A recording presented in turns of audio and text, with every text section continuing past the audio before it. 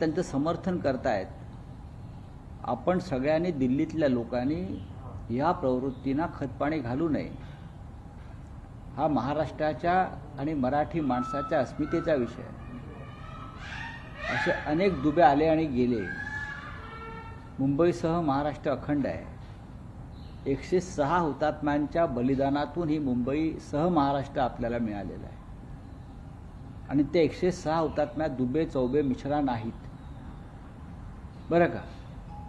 हे या निशिकांत दुबे यांनी समजून घेतलं पाहिजे। छातीचा कोट करून महाराष्ट्र लढला, मराठी माणूस लढला, गिरणी कामगार लढला, तेव्हा ही मुंबई मराठी माणसाला मिळाली। आता ते म्हणतात की कोणाच्या घामातून श्रमातून तुम्ही ते पैसे कमवायला आलात ना, तुम्ही घाम गळायला आलात म्हणजे तुम्ही मुंबई ओरबडायला आलात। तुमच्या राज्यामध्ये नोकऱ्या उद्योग धंदे नसल्यामुळे तुम्ही मुंबईत आलात, नाहीतर तुम्ही कशा करताय? आपण इकडला पैसा मुंबईच्या बाहेरच घेऊन चाललात, आपल्या राज्यातच घेऊन चाललेलात। हे दुबेला कळायला पाहिजे। मराठी माणसाच्या पोटावर आपण मारून ही मुंबई तुम्ही लुटत आहात, हे सुद्धा तेवढंच खरं आहे ना।